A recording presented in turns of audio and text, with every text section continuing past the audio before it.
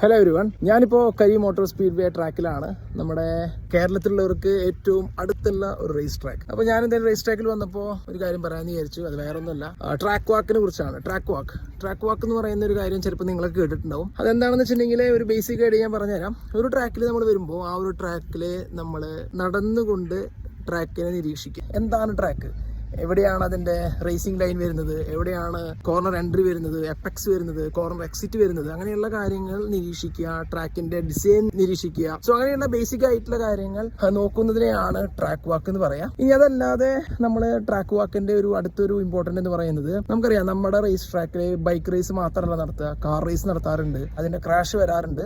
So ആ ഒരു crash വരുമ്പോഴൊക്കെ റേസ് ട്രാക്കിന് പലതരത്തിലുള്ള പ്രശ്നങ്ങൾ ഉണ്ടാവാനായിട്ടുള്ള ചാൻസ് ഉണ്ട്. സോ അങ്ങനെയുള്ള പ്രശ്നങ്ങൾ വന്നിട്ടുണ്ടോ നോക്കുന്നതും ഒരു ട്രാക്ക് വാക്കിന്റെ ഒരു ഇമ്പോർട്ടന്റ് ആയിട്ടുള്ള ഒരു ഘടകമാണ്. ഇപ്പോൾ എത്ര എക്സ്പീരിയൻസ് ഉള്ള ഒരു റേസർ ആണെങ്കിൽ പോലും നമ്മൾ ട്രാക്ക് വാക്ക് ചെയ്യുന്നത് ഒരു ബെറ്റർ ആയിട്ടുള്ള കാര്യമാണ്. അതിന്റെ ഉദ്ദേശം എന്ന് പറഞ്ഞത് മനസ്സിലായില്ലേ? ഇത് തന്നെയാണ്. ഇപ്പോൾ ആക്സിഡന്റ്സ് നമ്മുടെ ട്രാക്കിൽ നടക്കാം. ഇപ്പോൾ ആക്സിഡന്റ്സ് നടക്കുന്ന വഴി ട്രാക്കിൽ ചിലപ്പോൾ പലതരത്തിലുള്ള പ്രശ്നങ്ങൾ ഉണ്ടാവാം. സോ അങ്ങനെയുള്ള പ്രശ്നങ്ങൾ മനസ്സിലാക്കുന്നതിനും ട്രാക്ക് വാക്ക് എന്ന് പറയുന്ന ഒരു കാര്യം ഉപകാരപ്രദമായിട്ടുള്ള ഒരു സംഗതിയാണ്. സോ നിങ്ങളുടെ അറിവിലേക്കായിട്ട് പറഞ്ഞു എന്ന് മാത്രം.